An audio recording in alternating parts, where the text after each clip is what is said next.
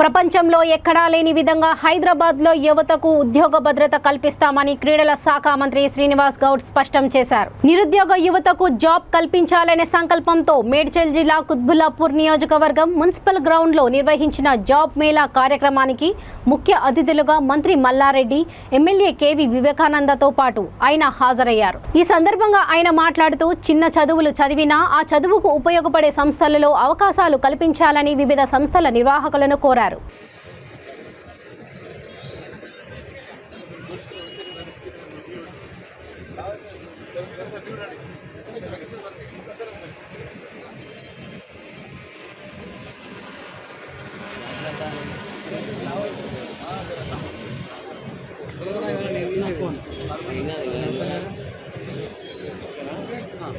PSC statements కూడా రాజుగారు పైకి రావాల్సిందిగా కోరుతున్నాము.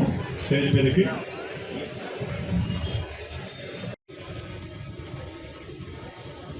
లావణ్యాదేవి, ఈయన కూడా సంవత్సరానికి 2 లక్షల వంశీ వంశీ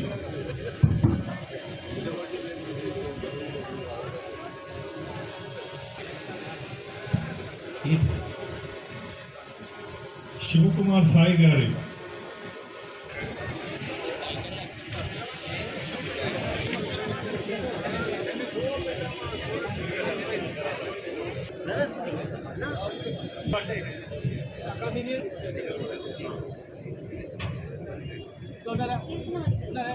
జి నరేష్, కేపీఆర్,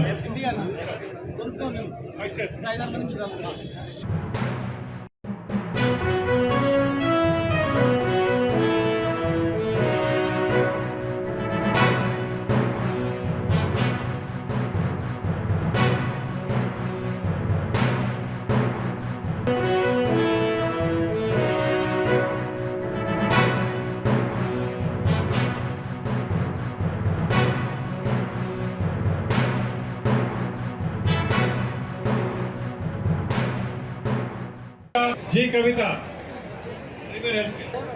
వి కీర్తన, జే స్పందన, మహమ్మద్ తేజ, ముద్దని తేజ,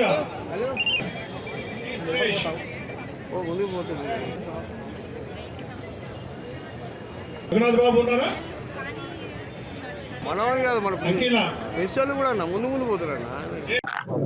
వివేకానంద గారు మా ప్రాంతంలో చాలా మంది నిరుద్యోగులు ఉన్నారు. మరి వారికి ఉద్యోగ అవకాశాలు కలిగించాలా, యువజన సర్వీసుల శాఖ ద్వారా మీరు ఒక జాబ్ మేళా పెట్టాలని చెప్పి వారు రిక్వెస్ట్ చేయడం జరిగింది. వారి కోరిక మేరకు ఈరోజు 119 కంపెనీలతో మాట్లాడి 10,000 ఉద్యోగాలను భర్తీ చేయడానికి ఈరోజు కార్యక్రమం నిర్వహించింది.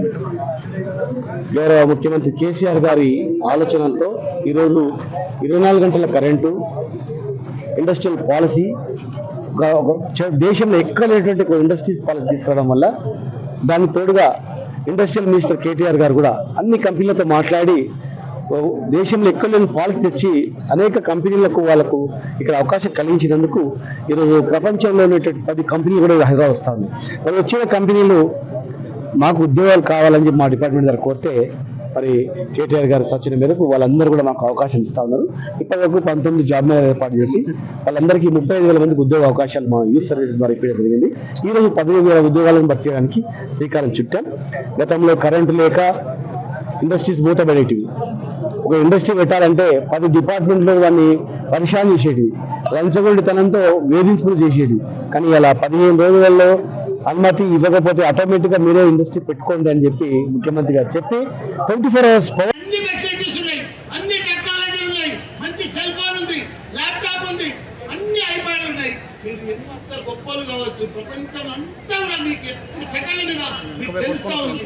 మీరు దాన్ని అంతా కూడా ఇన్ఫర్మేషన్ తీసుకొని టెక్నాలజీలో పోతే మీరు ఎంత గొప్పలు అవుతారంటే మీరు ఊహించినంత గొప్పలు అవుతారు. ఒకటే మీ యువతకు ఒకటే మెసేజ్ చేస్తారు, సీరియస్నెస్ అనేది చాలా ఇంపార్టెంట్, రెస్పెక్ట్ అనేది చాలా ఇంపార్టెంట్, డిసిప్లిన్ అనేది చాలా ఇంపార్టెంట్. ఎప్పటికప్పుడు ప్లానింగ్, హోంవర్క్, హార్డ్ వర్క్ ఇవన్నీ ఉంటే గ్యారంటీగా సక్సెస్ అవుతాయి. ఈ జాబ్ లేని మంచి మంచి జాబులు వస్తాయి, మంచి మంచి జాబులు మన కోసం లైన్ కడతాయి.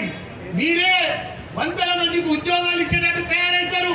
మీరే గొప్ప గొప్ప ఫ్యాక్టరీలు ఎస్టాబ్లిషన్ చేయగలుగుతారు. మీతో నా శక్తి ఉన్నది, ఆ పవర్ ఉన్నది. ప్రపంచంలో గొప్పలు మంచి top doctors, top scientist, top technology people, top IT people ఎవరు అనుకుంటున్నారు? మన తెలుగు వాళ్ళు కూడా చదువు ఇప్పించారు.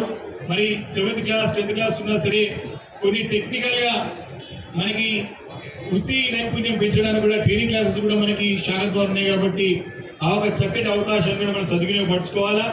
ఇంతకుముందు నాకు అరబిందో సంబంధించినటువంటి హెచ్ఆర్ గారు వచ్చినారు.